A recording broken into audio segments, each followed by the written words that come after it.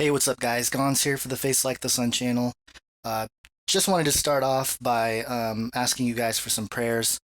Just going through some stuff right now, personally, with family and everything else. I really appreciate your prayers. But I wanted to bring you this story here.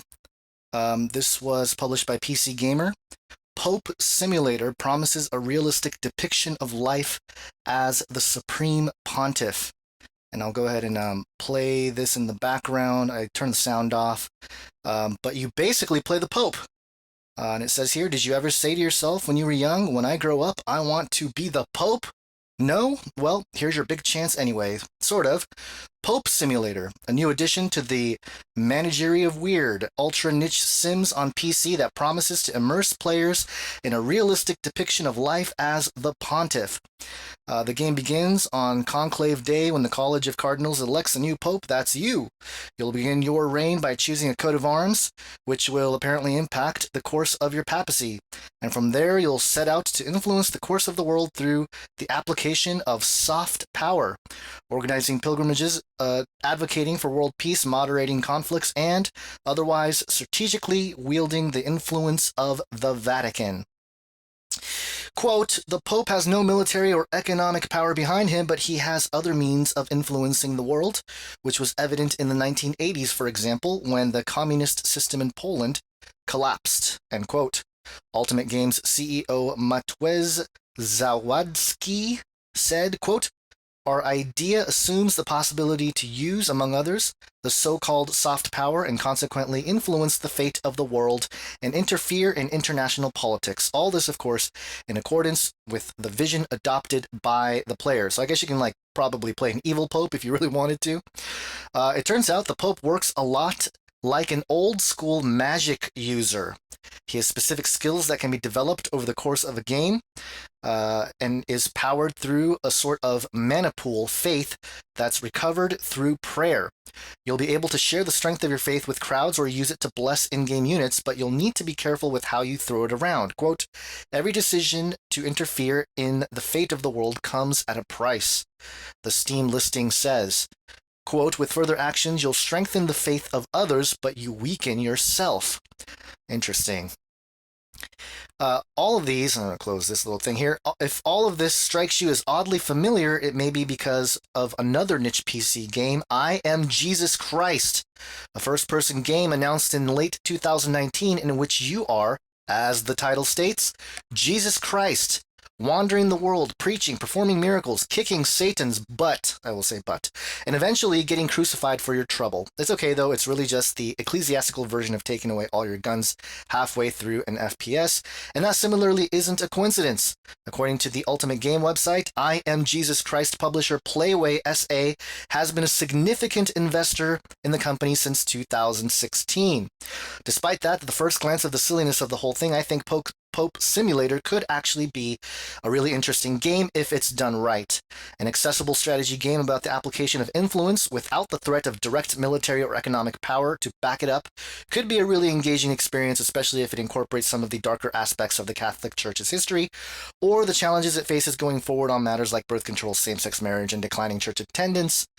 I won't hold my breath expecting it to happen, but if it does, this could be a legitimately good game, and even if it's not, at least now we've got a Pope Mobile Simulator to look forward to, right?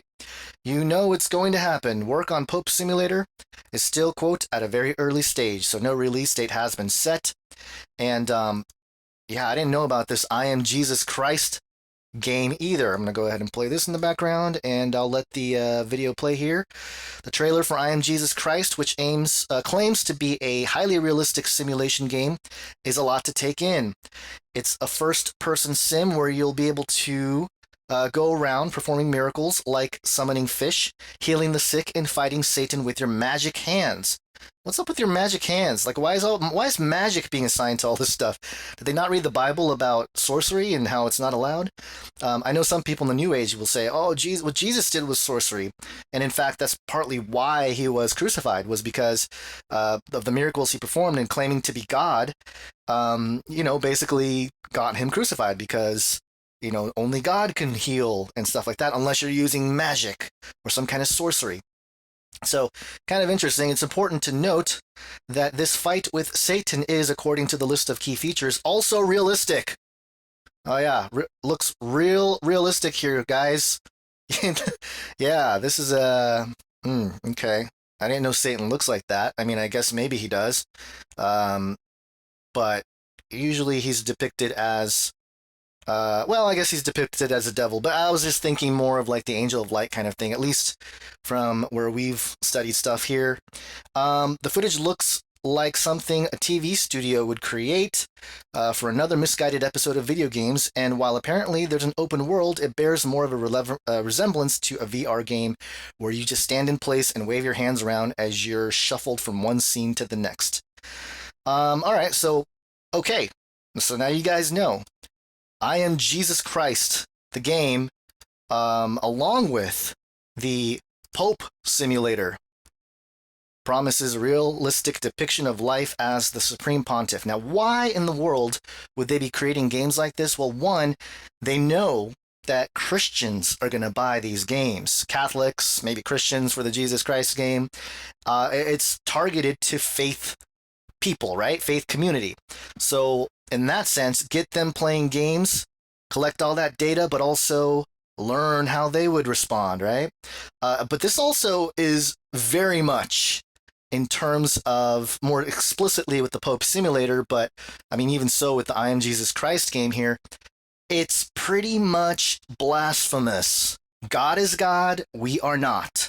The Pope is not God, the Pope is not some kind of Jesus on earth. I know people think that. I know the Catholics think that, but biblically speaking, that's not what's going on here. Realistically, we know that that's really not the case if you look at the Bible.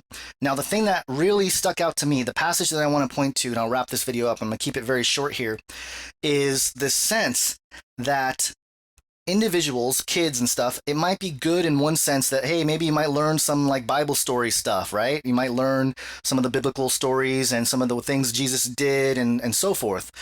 But at the same time, they're pushing the magic hands, they're pushing the sorcery.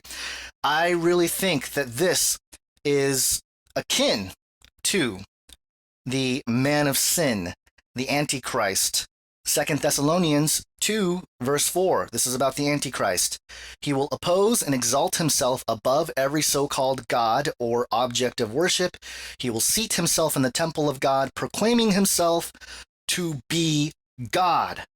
That is the man of sin, the man of lawlessness, the Antichrist individual here, proclaiming to be God, standing in the temple of God.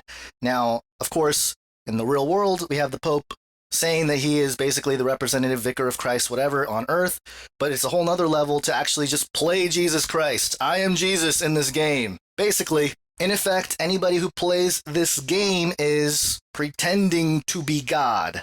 So I wanted to make you guys aware of this because I think a lot of the people who don't really look at the stuff that we do, they might see this and go, oh, cool, like a Christian game, and, you know, buy it for their kids and stuff like that. And again, there might be some points of positivity here in terms of, hey, you know, you can learn about the Bible stories, you can learn what Jesus did and whatnot.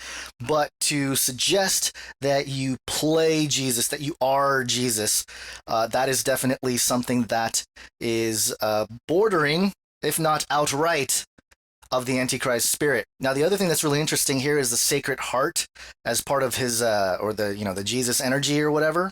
And there's really nothing actually truly biblical about the Sacred Heart.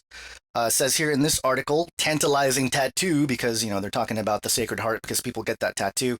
While the Sacred Heart is a very popular tattoo design among Christians, few people know what the origins and meaning of this popular symbol is. It is said that the use of the Sacred Heart of Jesus originated in the 17th century in Paris, France. Jesus appeared in a vision to a young nun by the name of Margaret Mary Alacoque. In this vision, Jesus urged Margaret Mary to devote herself to the heart of Christ, symbolizing his love and sympathy for all mankind. Margaret Mary devoted her whole life to this mission. She showed love and compassion to all people that crossed her way and made the symbol of the Sacred Heart as well, a well-recognized symbol for the cause. Later, the image was associated with the very suppressive Thiers government in France during the centennial anniversary of the French Commune in 1971. Tomatoes, rocks, and whatever the crowd could lay their hands on were thrown at the sacred Coeur Cathedral in memory of this oppression. So obviously, a vision that was used, and then the symbol being used for negativity. But anyway, that is not a biblical thing. Again, this Sacred Heart is not a biblical thing. It's a way, 17th century thing. And I want to go ahead and leave you guys with this clip from I Pet Goat 2, which showed a lot of interesting things in it. And one of them is this little scene here where Jesus is going through, or I would call him the Antichrist. I think this is the Antichrist being depicted here. But you got the fish jumping into the boat here, much like the video game was, doing the fish thing. But also you'll see the Sacred Heart here. There he goes. He's burning. There it is. The Sacred Heart on his chest. So this, I think, it represents an Antichrist, or the Antichrist, more so than anything else. And what's really interesting, just a side note here, you look at what goes on here at the end, there's another heart, right? You got the cross and the heart flashing. And what's interesting is that this is inside of this iceberg, like all this ice stuff. And what you see is all this stuff go on in the ice, and then Jesus, or the Antichrist, go through the ice and actually burn it all down. And I've wondered, because you got all these really interesting characters in the ice. I'm wondering, including, I think Shiva, I think that's Shiva right there, if I'm not mistaken. Was that Shiva? I don't know. Anyway, you got all these gods and goddesses and stuff inside the ice. And there he goes. He's coming out and going towards the sun here. But I really think that the melting, and you see all the stuff crumbling behind. And I know people have talked about how we might have seen this with the cathedral crumbling and burning. But I think it could be potentially something in reference to the ice in Antarctica melting and having all the gods, so to speak, be released into the world. Just a thought. I'm not saying that that's what's going on for sure, but it's very interesting in my opinion. And I wanted to bring this up because you talk about VR, we talk about 3D and all this kind of stuff, and it's just very bizarre that you have this game here that you play Jesus and you get to do all kinds of stuff. Again, I think this is pushing the Antichrist spirit into unwitting people. And like I said, there may be some positive points about learning what Jesus did for your common folk, but I mean, there's something that's unsettling about this, the magic hands and the whole deal. Did you see that little resurrection moment, moving the stone away from the thing? It's all very interesting, and I wanted to let you guys know about it. That's all I got for this video. Again, I'd appreciate your prayers, everybody, because going through some stuff right now, and it's been pretty tough. So, again, thank you guys. Hope you guys have an awesome weekend. Go outside. Take a deep breath. The virus is not going to get you. Have an awesome day. God bless.